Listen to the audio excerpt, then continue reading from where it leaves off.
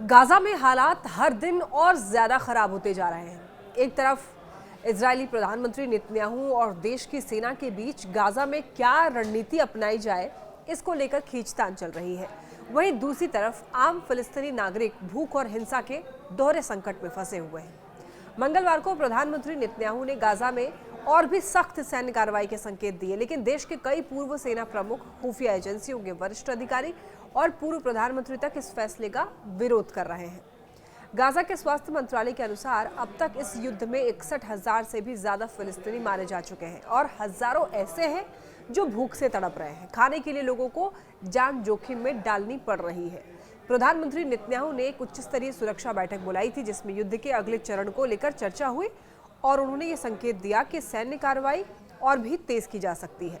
लेकिन पूर्व Shin Bet प्रमुख योराम कोहेन का कहना है कि हर आतंकवादी को मारना, हर हथियार को ढूंढ निकालना और सभी बंधकों को सुरक्षित वापस लाना सिर्फ एक कल्पना है, हकीकत नहीं।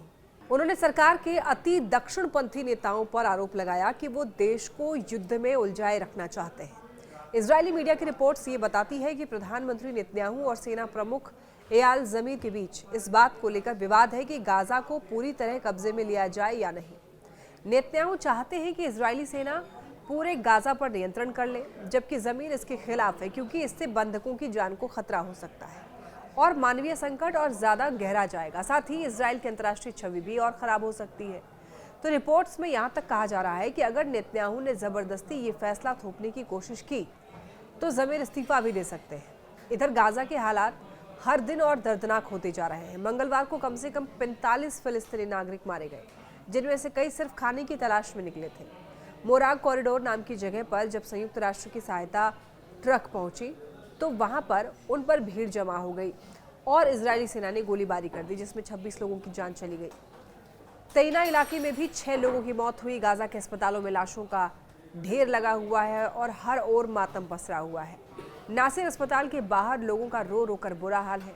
इजराइल की तरफ से की जा रही नाकेबंदी और लगातार होते सैन्य हमलों की वजह से जरूरी मदद और सामान गाजा के लोगों तक पहुंच ही नहीं पा रहा है। इजराइल के रक्षा निकाय COGAT ने यह कहा है कि अब सीमित संख्या में स्थानीय व्यापारियों को सामान लाने की अनुमति दी जाएगी, लेकिन सहायता एजेंसियों का कहना है कि ये कदम बहुत देर से उठाए गए हैं और इतने कम हैं कि जरूरतें पूरी नहीं हो पाएंगी। गाजा के लोग हर दिन मौत और भूख के बीच जीने के लिए मजबूर हैं। एक स्थानीय शख्स सामी अराफात, जो 7 बच्चों के पिता हैं, उन्होंने ये बताया कि उनके पास छिपने के लिए कोई इमारत नहीं बची, हर जगह सिर्फ मलबा है। वहीं मोहम्मद कस्सास कहते हैं कि अब हालात ऐसे हो गए हैं कि अगर हम लड़ते हैं तभी खाना मिलता है, नहीं तो कुछ नहीं। अब खाना भी ताकत से छीन कर लेनी पड़ती है और ये हालात हमें सोचने पर मजबूर करते हैं कि युद्ध में सिर्फ सैनिक नहीं बल्कि आम इंसान सबसे ज़्यादा पीड़ित होता है।